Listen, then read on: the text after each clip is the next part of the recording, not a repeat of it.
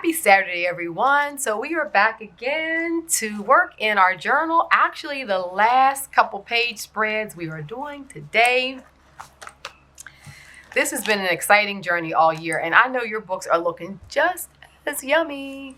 See how they just, these are the best journals to go back through and just grab yourself a cup of coffee or tea and just really be inspired by your own work. I mean, like, you know, you'll put it away a few months from now, pick it back up and go back through it. And it's just going to be just an amazing, inspiring journey. And I get so many ideas from going through my previous journals all the time. It'll be things I forget about. It'll be things you think, oh, I won't forget that. You will forget. Little techniques, little ideas, things that you did, color combination, various palettes, papers that you made. Oh my goodness, like right here, I just flipped. Okay, I made this paper. How did I make this? Right, I want to say I used Tim Holtz's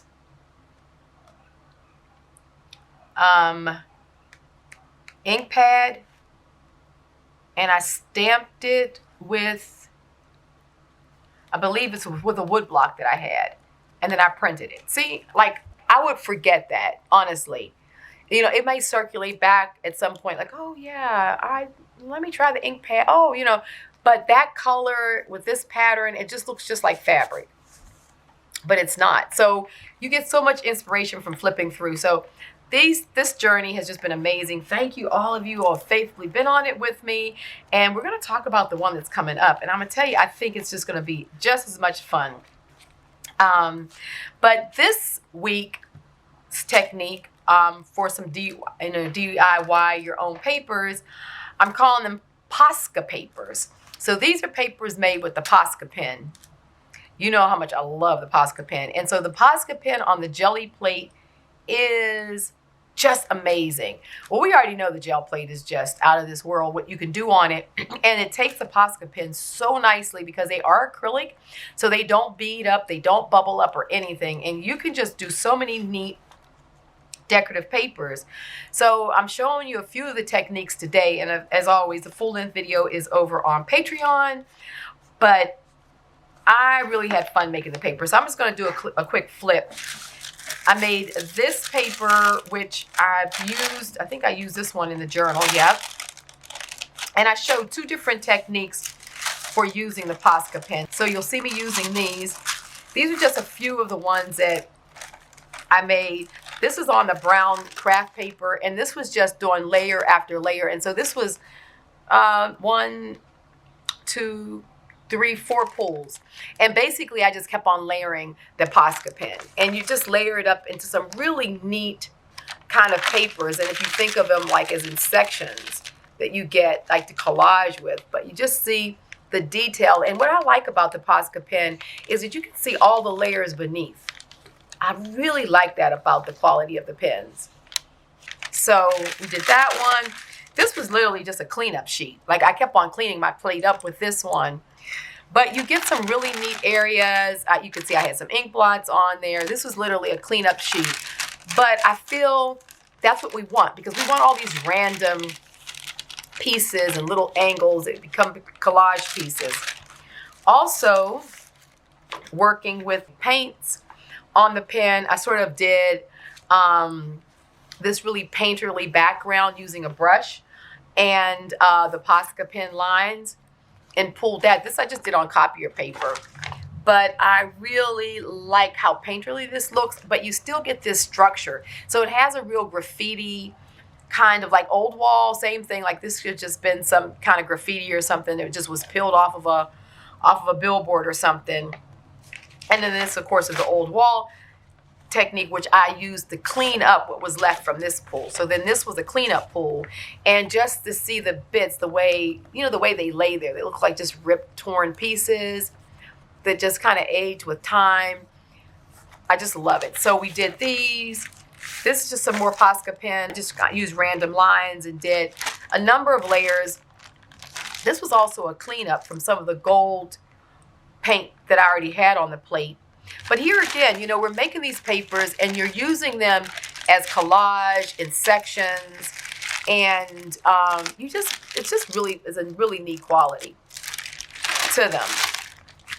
These are also some more Posca papers using black and white stripe, pulling them. And, you know, like, and still kind of sticking to sort of like that bit of the old wall. And so the texture that is pulled is just yummy. This one too, because I pulled with red paint. But just where you kind of see where it's like a complete line, and it like, you'd have to work to try to get this sort of look if you were painting or something like that. But in monoprinting, you just can achieve these kind of textures very easily. So showing you some of the papers. And I think what I'll do is I'm gonna come back again with the white, and let's push some of this back.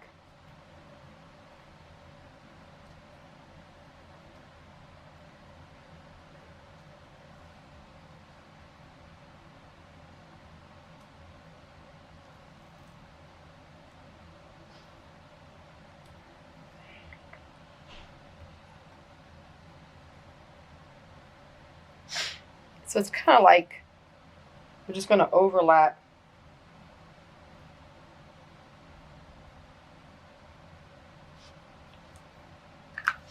Oh, excuse me, I already have a sneeze coming up. I'm going to flip it and do it this way. And so that way you can kind of keep on pushing your line back and forward till you get something that you really like. And then, so of course you could do this over top of, you know, existing gel prints or stained papers. Oh, love it. So I wanted to show you both ways to work with it. You can work with it dry, you can work with it wet. Oh, I love this. So see, we get this, so you get this extra, this layer that's pushing everything back and forward. So you kind of get really some really interesting patterns with it that can be used. Let that dry. So let's do a couple more things here too. I got a lot more I can do, but in my current mindset. So let's use, I just can't get enough of the bold pattern. So let's just use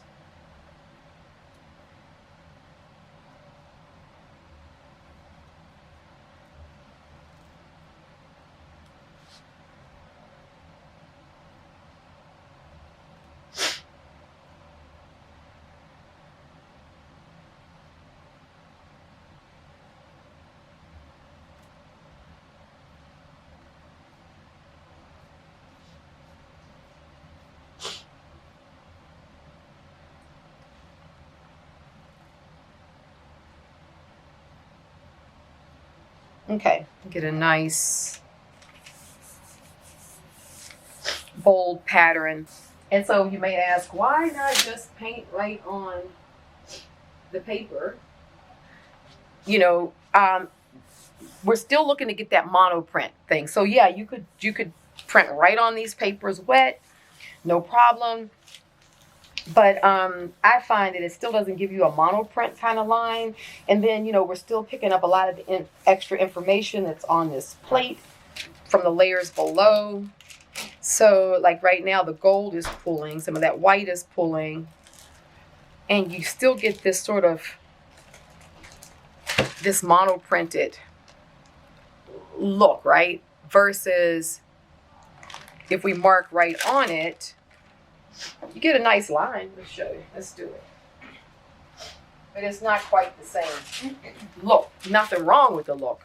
I'm going to make that clear too, because it's still nice. But this has a printed look.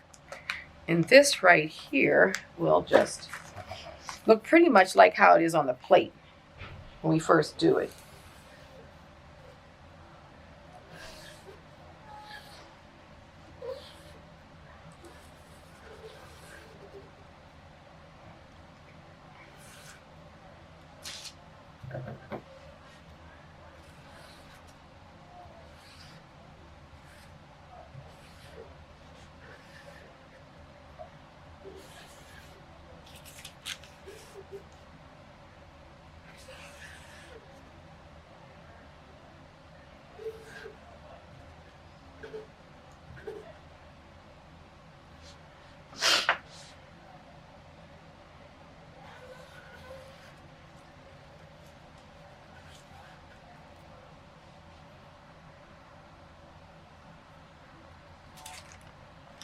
Okay.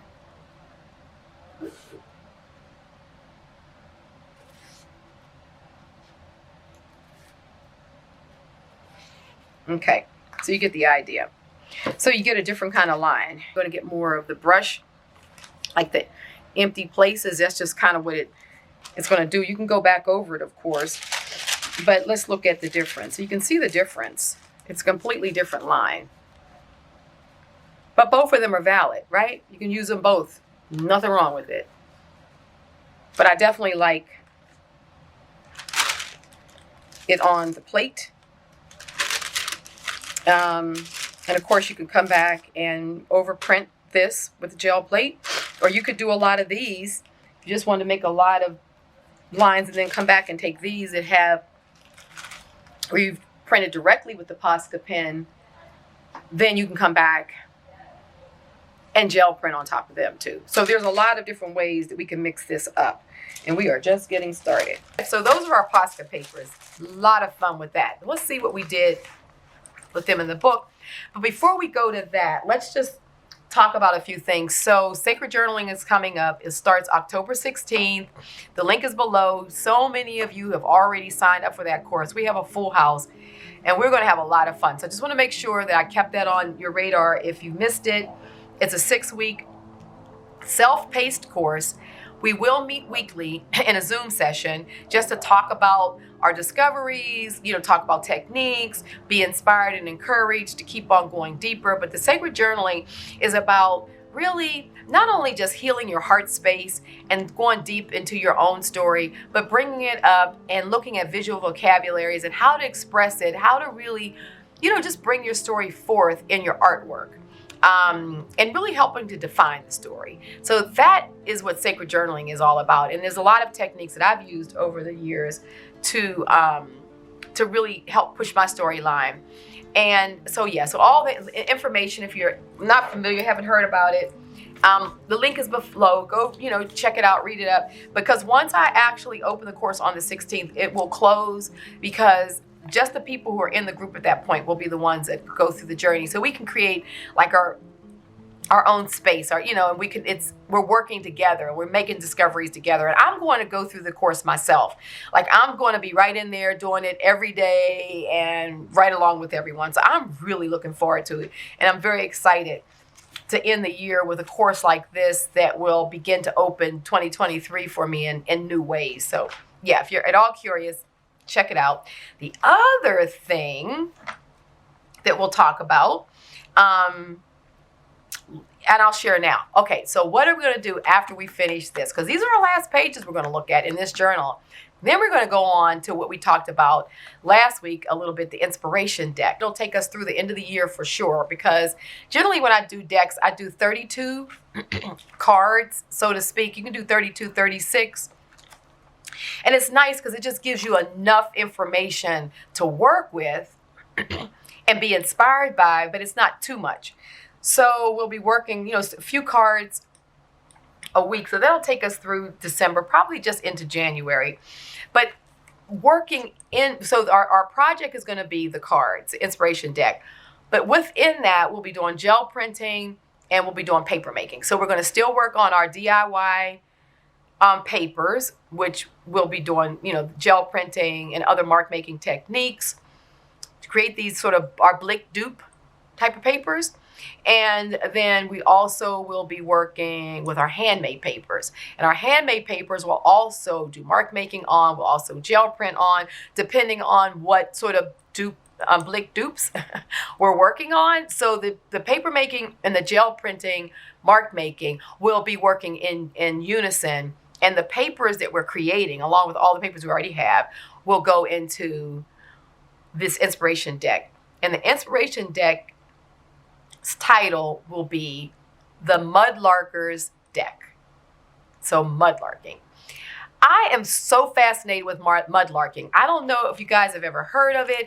You can look it up here on YouTube. There's a number of channels where people go mudlarking in the Thames, and various rivers, and all over the world, in Australia, New Zealand, the States. I mean, you can go mudlarking any old riverbed is really the best because that stuff has been washed down and in the beds for centuries.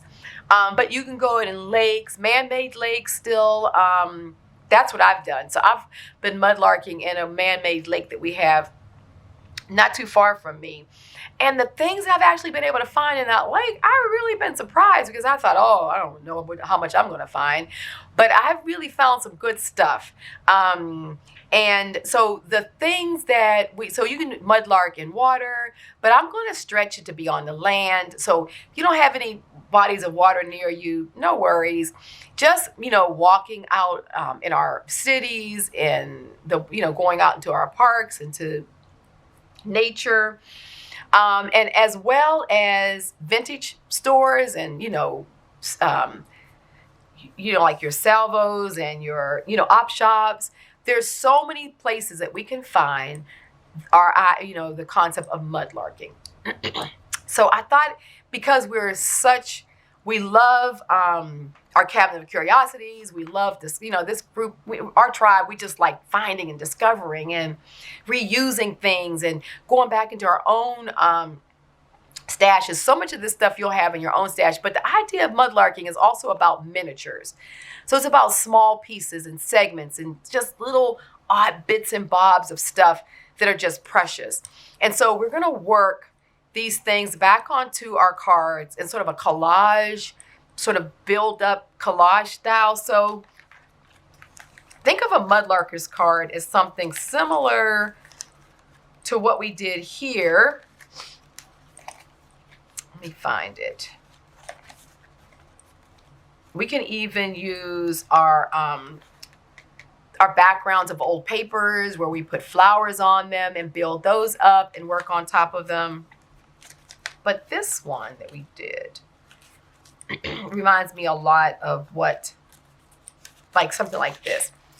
So, we're going to create a card and it can have a lot of collage on it. We can paint on them. So we'll be painting on them, collaging. You can actually tear up old gel prints and then begin to work on top of them. We may stamp on them. And so let's say this is a found object, this piece of cactus skeleton. And then that gets embedded on the card. And so it could be a button. It could be a piece of rusted object. It could be an old key. It could be a fragment of pottery. All these kind of things are the things that we find in mudlarking. But we're going to make our own deck of all these precious items and just be inspired to just free collage. So it'll be taking what we've done in our journal, and we're going to go to the next step by moving it off the page and out of the journal into these individual cards. It'll probably be about 3 by 5 size cards, and or maybe slightly bigger. We'll see. We'll play with it.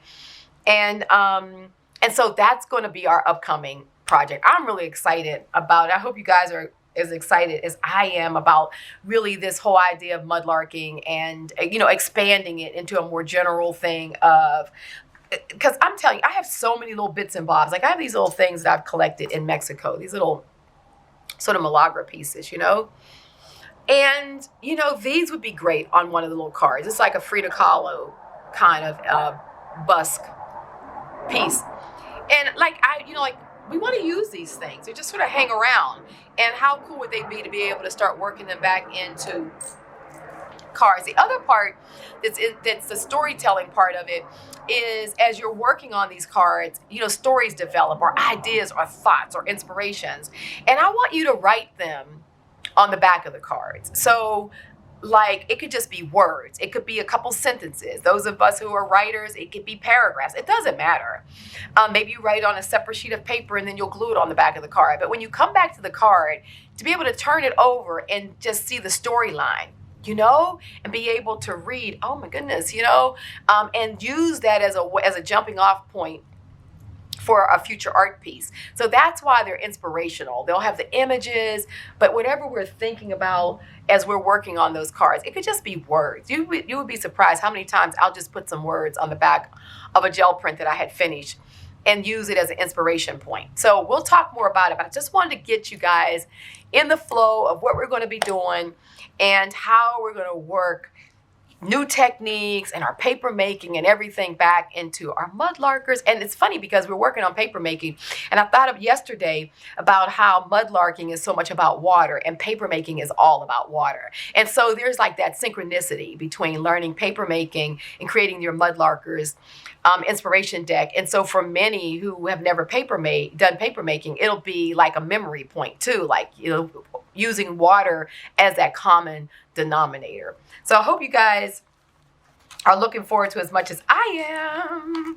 So that's what we'll be working on. So coming up, I'm still testing some of the paper making things that I'm gonna share with you all. So next week, I should have a lot of that ironed out, and you know, you'll have time because we'll do some more DIY papers. You're gonna have time to begin pulling your things together.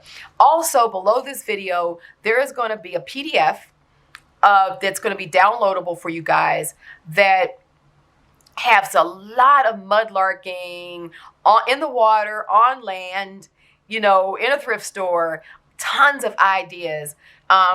So that you can begin to start mudlarking right in your own studios, because I'm sure you have a lot of this stuff already, and you know, you can begin to pull it aside, but we'll get into that more next week. But yeah, exciting times. So with this last few pages, I had another one of the Asian papers that were stained here. And of course, you know how much I love them, but I did go back to our original Cabinet of Curiosity printables, and I had a number of pieces and stuff left over, and I thought, why not end the journal the way I started? So I had a number of the pieces on tracing paper. So I decided to rip them and just glue them over top of this so I could still see what was underneath.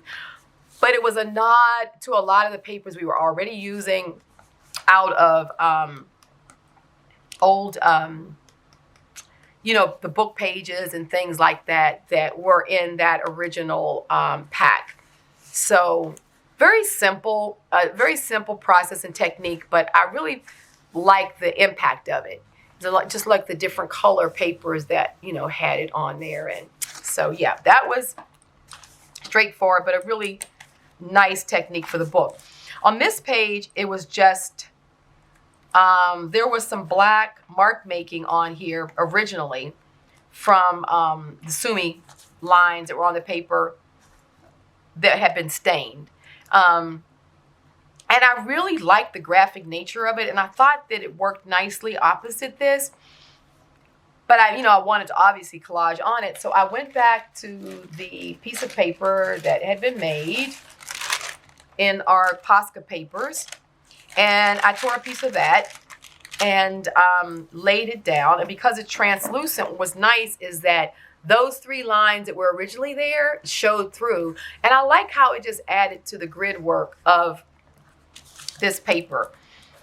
And because we're still Cabinet of Curiosities, I had this piece of like lichen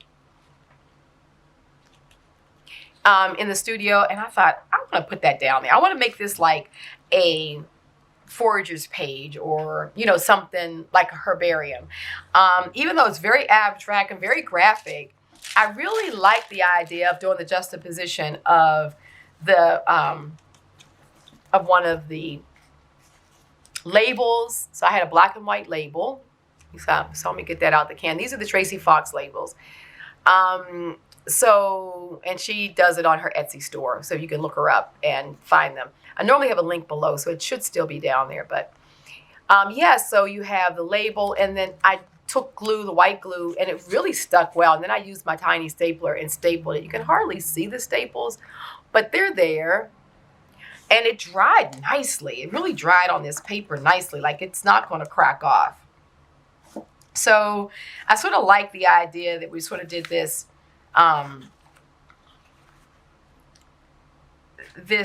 herbarium or this field note style kind of on this page, and yet it's still very abstract. Something about that is very appealing to me. So really liked how that turned out. On this page, I had some more of the silk. This time it was a lighter pink that I had, done the 𝐒𝐚𝐜𝐿 ink blots on, splatters and the gold paints and what have you. It was just a nice kind of, just a really kind of old, like lingerie silk looking paint color. I really liked it. So I decided to put that down, and then this was just some more off printing of one of my stamps, the organic triangles, and that did have like a little bit of pink, you know, ink on it, so it just highlighted those tones a bit. And then I had, from our dot papers, I had another piece of that, and I just thought that it worked well here to sort of tie in some of where I had used something earlier. There was another piece of the paper, that dot pattern paper, I just thought looked really good here from an old French book. And it's just very simple, but like the black dots with the black ink, you know, like these just really bounce off of each other nicely. And so then I had a piece of the circle paper, and putting that down, just kind of still playing on the idea of circles and dots. And I think that that just became really translucent nicely into the paper. And so I feel like this really works nicely as an abstract pages, but yet with, you know, our various techniques and our papers and stamps and stuff. And I really like this kind of stuff. And then I decided to end it again with one of the prints from our, you know, Cabinet of Curiosity printables, which is amazing. That one printable pack has served us all year long. It was like really a lot of opportunities to use it in some unique ways. And I like the fact that we were able to scatter it throughout our book in a lot of, you know, like really unusual and unique ways to work with that printable pack. And so, of course, a bird, rare birds. I had to end it, you know, on that note. But I really liked how the color of this old print worked with my end cover, which is silk that I did a decolorant on to create these dyed and stained pieces. And this I think I used a sponge or something to create this pattern. But I really felt that it worked nicely opposite this particular print. So I just liked ending it, you know, with a bird. And we started with the bird wings and what have you on the front. And so and then going to this cover, the colors even from the cover, like the bird, and then you close the book, you just see this leaf pattern, these sort of tree line pattern, and yeah, just this naturistic look. Natural and nature all in one. Love it. So can you believe we are finished? I can't believe it. Like, we really went through this book and did so much. But you can see as an art journal, if those of you who have never really art journaled, this to me is what it's all about. It's about doing a little bit weekly. And we took what we've just finished. It's September. We just ended on the 30th. So we basically took a year. I mean, not a year. 9 months. So 9 months of doing something just one day a week. Just one Saturday. One Saturday we've been doing this. So one day a week, look what you end up with. And that's why a lot of times when people say, oh, I can't, you know, art journal, I don't have the time, you know, or I work, or I don't have the, really honestly, a couple hours a week, one day a week, you can make this. And you can end up in 9 months really being proud of a journey that, you know, now becomes something that you constantly can go back to and revisit and gain a lot of inspiration from. And so for a small commitment of time, it was consistency that got us here. It wasn't the amount of time that it took. It was about just purposing ourselves and staying consistent, just doing it every week. We just took a couple hours every week, and this is what we ended up with. This is the gift. And so this is what's so fabulous about art journaling. And in the style that I do it in, which is really book is art, you really end up with a piece of artwork. just a really beautiful journal style, using collages, using printing, using paint, painting, jelly prints, a lot of different things. And you end up with this beautifully inspiring art journal. So there we have it. That's everything. So let's hit the ground running. Next week, I'll be ready to begin to show you the processes. Make sure to download the PDF. The link is below. It'll just take you over to Teachable. Those of you who've been in Teachable before, you'll know. Just go over there. You already are signed up in the school, so you can just download it. For those of you who've never been to my Teachable school, there'll be no money. It'll be zero, so you won't have to pay anything. You don't have to enter any kind of card or anything. None of that. You just have to go in. You do have to sign up, so you just put your name and your email address in, and then it'll allow you to grab that PDF and download it. And then that's where the journey begins. Begin looking for things. I'm probably going to use like one of my cigar boxes and just kind of start putting stuff in there. And yeah, so next week we will go over all of this. I'll show you where I am to date. And we may even jump in and just get started on one of the cards so that you can get a real good feeling for what you're going to be doing. And I'll give you another week. That'll give you a chance to catch up, get all your stuff together. And then we'll just hang out, chat like we normally do, and we're going to work on our Mud Larkers Inspiration Journal. So until next week, so much love to you guys from me. If you enjoyed this video, please thumb it up. And if you're new to my channel, hit that bell and hit all for more content like this. I'm just, I just love, what I do. And I love inspiring others who want to do a similar thing. And that's what this community is all about. So love you. Happy creating from my studio to yours. Until next week, in our Mud Larkers deck. I'll see you then. Bye-bye.